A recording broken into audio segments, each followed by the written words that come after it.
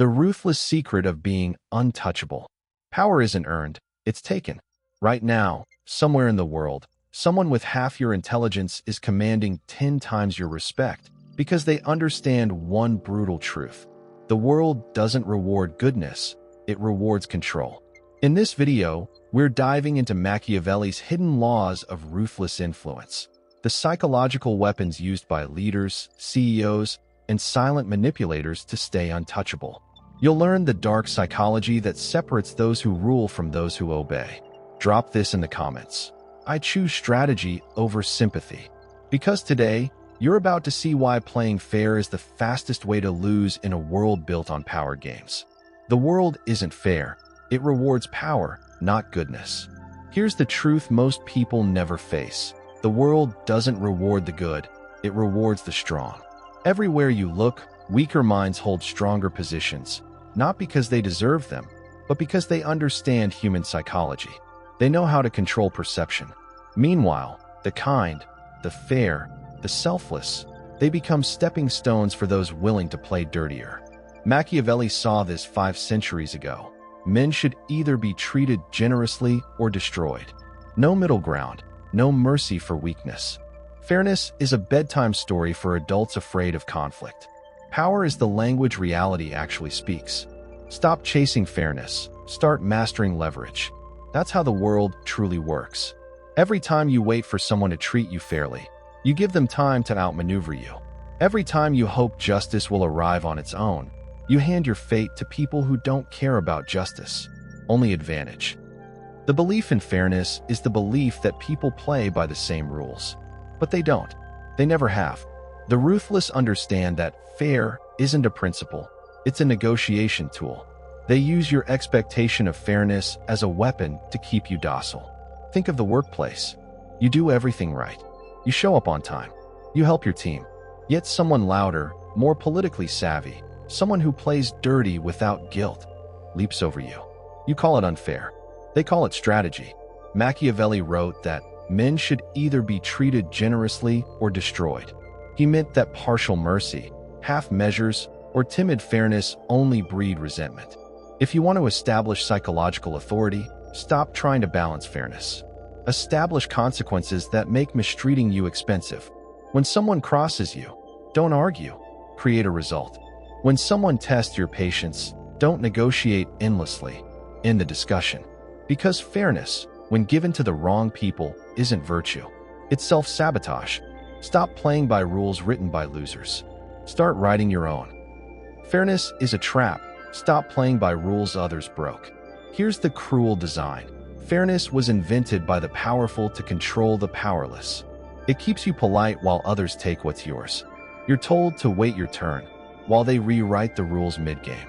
And when you demand justice, they label you emotional, unreasonable, or disloyal. Sound familiar? Machiavelli warned that expecting fairness from self-interest is like expecting mercy from a wolf. It doesn't happen. Every time you hesitate, someone hungrier, colder, and more strategic moves first. That's the real world. No referee, no reset button, just players and prey. If you want power, stop playing fair, play to win. Everything else is conditioning. Most people hear the word ruthless and picture chaos, anger, shouting, or aggression. That's weakness disguised as power. Real ruthlessness is the opposite. It's calm, controlled, cold. It's the ability to act strategically when everyone else is drowning in emotion. Think about the people who truly intimidate you. Not because they yell, but because you can't read them. They could explode, or they could smile. You never know. That's psychological control. The ruthless don't suppress emotions, they command them. They don't let anger steer their actions. They convert anger into information. When you feel rage, ask, what exactly triggered this? When you feel hurt, ask, what weakness did they find in me? This shift turns every emotional hit into data, fuel for mastery. Machiavelli said, injury should be inflicted all at once. That means, when you need to make a move, make it swift and final. No drawn-out drama. No back-and-forth arguing. Reacting emotionally lets them dictate the tempo. Acting decisively seizes it back. The most dangerous person in the room isn't the loud one. It's the composed one. Because composure in chaos looks like supernatural confidence. When others shout, stay quiet. When they panic, observe. This is ruthlessness, not cruelty, not coldness, but the complete mastery of emotion in a world enslaved by it. Control your emotions, and you control everyone else's reactions. Ruthlessness isn't cruelty, it's emotional discipline. Most people think ruthlessness means being heartless. It doesn't. It means never letting emotions dictate your moves. The weak explode when they're provoked. The powerful calculate when they're triggered. That's the difference between losing control and taking control. When someone insults you, they're not attacking your ego. They're testing your composure. Fail that test, and they own you. Machiavelli warned, injuries should be inflicted all at once. Translation: respond rarely, but decisively. Never react emotionally. Respond strategically. Real ruthlessness is calm, quiet, surgical. It's emotional precision under pressure. Your anger should never be a weapon in their hands. It should be data in yours. Here's the uncomfortable truth. Being liked is one of the weakest currencies in the power game. It feels good, sure, but it's fleeting, cheap, and conditional. Respect, on the other hand, is permanent capital. It buys loyalty, silence, and space. You've been trained since childhood to be nice, to please, to avoid conflict, to win favor by being agreeable. But in the real world, likability without strength breeds invisibility.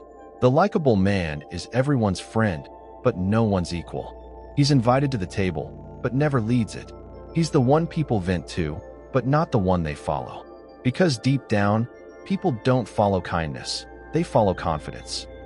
Psychological dominance isn't about cruelty or arrogance. It's about quiet control, the aura that says, I don't need your approval. When you no longer crave acceptance, people begin to chase yours. Watch how social dynamics shift when you start saying no without guilt. Suddenly, your time becomes valuable. Your silence becomes mysterious. Your approval becomes a prize. Machiavelli famously said, it is much safer to be feared than loved if you cannot be both. He wasn't promoting tyranny. He was revealing human nature. Fear, in this context, doesn't mean terror. It means certainty. People respect you when they're certain you'll enforce boundaries. They like you when they're certain you won't. So stop apologizing for your standards. Stop explaining your no. Start making others qualify for your yes. Because here's the paradox. When you stop trying to be liked, people start respecting you. And respect lasts longer than affection ever will. If you have to choose respect. It always ages better. Psychological dominance beats likability. You've been taught to be liked. But likability is a cheap currency. Respect is priceless. People may laugh with those they like, but they follow those they fear disappointing. That's the psychology of dominance. Likable people say yes to be accepted. Dominant people say no to be respected. The most dangerous mistake? Confusing kindness with influence. Kindness invites warmth. Dominance commands attention. Machiavelli understood this perfectly. It is much safer to be feared than loved, if one must choose. Don't chase approval, control perception. When people realize your respect must be earned, everything changes. Stop being liked for your softness. Start being remembered for your strength. Most people destroy their credibility not through weakness, but through hesitation. They threaten consequences they never deliver. They promise change they never enforce. They talk like lions, but act like lambs.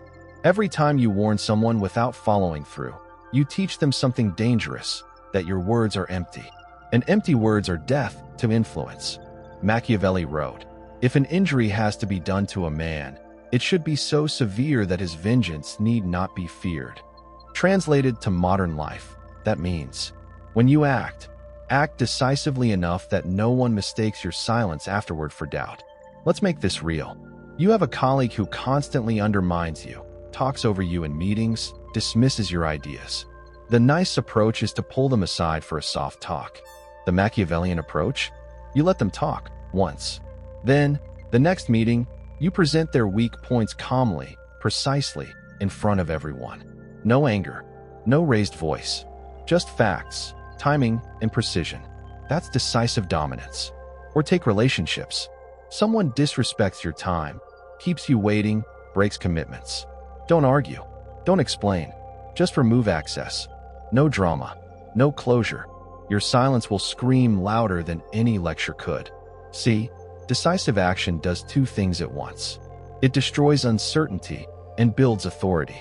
People might not agree with you, but they'll remember that you don't hesitate. And in a world of endless talkers, a single decisive mover becomes mythic. The weak use words. The strong use timing. The weak need validation. The strong need only precision. Every time you delay a decision out of fear, you teach people they can stall you. Every time you act quickly, even imperfectly, you teach people to respect your momentum.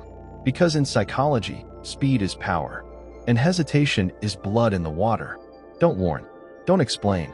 Just act, and let silence finish the sentence. Decisive action creates power.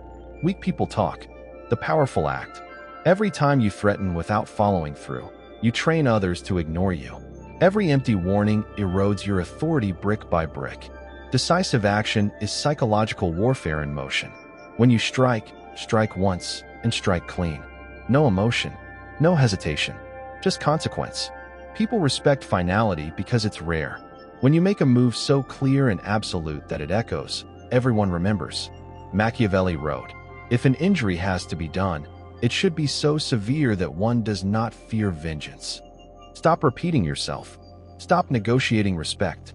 Deliver it through your actions. One bold move creates more power than 100 timid words. Here's something Machiavelli understood centuries before modern psychology proved it. People don't respond to reality. They respond to perceived reality. Your image, your tone, your reputation. These are the filters through which the world decides your worth long before your words even land. That's why the quiet, average man in a sharp suit commands more attention than the brilliant one who looks unsure. Because confidence, real or faked, bends perception. You've been told, just be yourself, and people will see your value. But the truth? People don't see your value. They assign it based on what you signal. They read your posture. They hear your tone. They sense whether you move with purpose or drift with hesitation. Machiavelli wrote, "Everyone sees what you appear to be. Few experience what you really are." That line isn't cynicism, it's science. Human beings make snap judgments in seconds. Our brains evolved to read dominance, confidence, and certainty faster than reason can intervene. So if you don't control your appearance, someone else's imagination will. Think of perception as armor. When you walk into a room, your appearance speaks before you do. If you look confident, people assume you're capable. If you speak with calm authority, people assume you have control. If you stand tall and stay composed under pressure, people assume you lead. That's the power of perception management. It builds a reputation so strong that even when you're silent, people fill in the blanks with respect. This doesn't mean you fake who you are.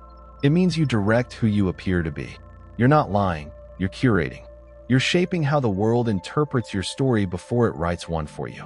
Here's how to begin. 1. Eliminate every habit that communicates uncertainty. Stop apologizing for existing. 2. Speak less, but speak with precision. 3. Move slower. Fast movements signal desperation. 4. Keep your facial expressions measured. Mystery magnifies power. Remember, the loudest person in the room wants attention. The quiet, composed one already owns it. Control the mirror others see you through, and you'll control their behavior before they even speak. If you've made it this far, you're already thinking differently. Hit like to declare your independence from the illusion of fairness. And subscribe, because the next principle might just make you psychologically untouchable. Perception management is reality control. Reality isn't what happens, it's what people think happens. You can be brilliant, but if you don't shape perception, your brilliance is invisible. Machiavelli said it best. Everyone sees what you appear to be. Few know what you are. Perception is your armor, your weapon, your currency. The world runs on appearances, not truths. Power belongs to those who curate their image, not those who beg to be understood. You must learn the art of narrative framing. Control the story before someone else does. Stand tall, speak deliberately, and project certainty even when you doubt yourself. People don't follow facts. They follow confidence. Perception builds empires. Invisibility buries kings. If perception is armor, then narrative is the sword. It's not enough for people to see you a certain way. They need to believe a story about you. And if you don't write that story, someone else will, and it won't favor you. Every powerful person throughout history has been a storyteller, not a novelist, a manipulator of perception through narrative framing. Julius Caesar didn't just conquer lands. He authored his own legend. Even when he broke laws, he shaped the narrative as duty to Rome. Machiavelli studied men like him and realized something chilling. The truth matters less than the story people tell about the truth. In modern terms, this means your reputation isn't built on what you do. It's built on how others interpret what you do. You could make a tough decision, and without narrative control, people call you cruel. But if you control the story, they call you decisive. Same action, different framing, completely different power outcome. Let's take a real example. Say you fire someone on your team who's toxic but popular. If you don't speak, gossip fills the silence. He's heartless. He can't handle criticism. But if you control the narrative first, I made a difficult decision to protect team morale and uphold long-term growth. Now you're not the villain. You're the leader. Machiavelli's brilliance was realizing that people crave clarity more than truth. And the first person to offer them a clear explanation wins their loyalty, even if it's incomplete. This is psychological warfare in plain sight. You don't fight for truth. You fight for interpretation. You don't battle lies. You rewrite meaning. To control narrative effectively, remember 3 rules. 1. Pre-frame your actions. Explain your intent before people can misinterpret it. 2. Control first impressions. The first version of a story that people hear becomes the anchor. 3. Stay consistent. Repetition beats facts. Say the same message enough times, and it becomes reality. The person who controls the narrative doesn't need to win arguments. They define what the argument is. Look around the world today. The most influential figures aren't necessarily right. They're believable. They tell the story first. They own the spotlight. And everyone else just reacts to their version of the truth. So the next time someone questions you, don't defend. Reframe. Don't argue about facts. Argue about context.